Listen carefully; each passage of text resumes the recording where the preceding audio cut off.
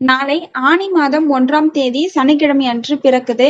இந்த ஆனி மாதத்தை பார்த்தீங்கன்னா மிதுன மாதம் அப்படின்னும் சொல்லுவாங்க. அதாவது வெயில் குறைந்து வசந்த காலம் தொடங்கக்கூடிய காலம் தான் இந்த ஆனி மாதம். கடவுளுக்கு இந்த ஆனி மாதம் முழுவதும் மாலை நேரம் அப்படின்னு சொல்லுவாங்க. அதாவது மாலை நேரம் என்றாலுமே பொதுவா எல்லோர் மனதும் சந்தோஷமா இருக்கும். கடவுளுக்கும் அப்படிதான். இந்த மாசம் முழுவதும் சந்தோஷம் நிறைந்த மாதம். சந்தோஷத்தில் இருக்கும் இறைவனிடம் நம்ம என்ன வரத்தை கேட்டாலும் சுலபமா கிடைக்கும். அந்த வகையில பாத்தீங்கன்னா இந்த ஆனி மாதத்துல நீங்க செய்ய இறை வழிபாடு உங்களுக்கு இரட்டிப்பு பலனை கொடுக்கும். நாளை தினம் வீட்டுல இருக்கிற அனைவருமே அதிகாலை வேலையிலேயே எந்திரிச்சு சுத்தபத்தமா குளிச்சுட்டு பூஜை அறையில போயிட்டு குலதெய்வத்தை நினைச்சு விளக்கேத்தி வழிபாடு செய்யணும். இந்த வழிபாடு செய்யும் பொழுது ஒரு தட்டுல கொஞ்சமா பச்சரிசி, வெல்லம் இல்லைன்னா நாட்டு சக்கரை ஏதாவது போட்டு கலந்து நெய்வேத்தியமா வச்சுக்கலாம். குலதெய்வத்தை வழிபாடு செய்யும் பொழுது மறக்காம முன்னோர்களையும் நினைத்து வழிபாடு செய்யணும்.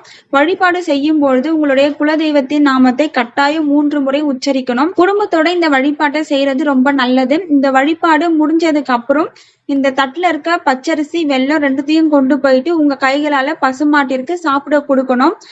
இந்த வழிபாடு எதுவுமே என்னால செய்ய முடியல அப்படின்னாலும் பரவாயில்ல, 2 வாழைப்பழம் அல்லது ஒரு கட்டு கீரை வாங்கிட்டு போயிட்டு உங்க கைகளால பசுமாட்டிற்கு நாளைய தினம் மறக்காம கொடுத்துருங்க. இது ரொம்ப ரொம்ப நல்லது.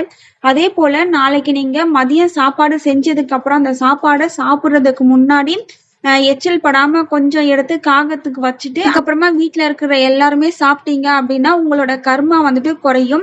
இந்த ஆனி மாதத்துல இப்படி செஞ்சீங்கன்னா கண்டிப்பா உங்களோட கர்மா குறையும். இந்த ஆனி மாதத்துக்கு உண்டான சிறப்பு வழிபாடு பாத்தீங்கன்னா தமிழ் மாதம் ஒவ்வொரு தொடக்கத்திலயும் வந்துட்டு காலை நேரத்துல முதல் நாள் வந்துட்டு உங்க குலதெய்வத்தை நினைச்சோம், முன்னோர்களை நினைச்சோம் வீட்டுல இருக்கிற எல்லாருமே சேர்ந்து வழிபாடு செய்யறது அந்த குடும்பத்துக்கு ரொம்ப நன்மையை செய்யும். அதே போல இந்த ஆனி மாதம் முழுவதும் சிவன் வழிபாடு, பெருமாள் வழிபாடு, அம்பாள் வழிபாடு எல்லாம் செய்யலாம். உங்களுடைய விருப்பம் முடிந்தால் குடும்பத்தோடு குலதெய்வ கோவிலுக்கு சென்று வந்தால் இரட்டிப்பு பலன் கிடைக்கும்.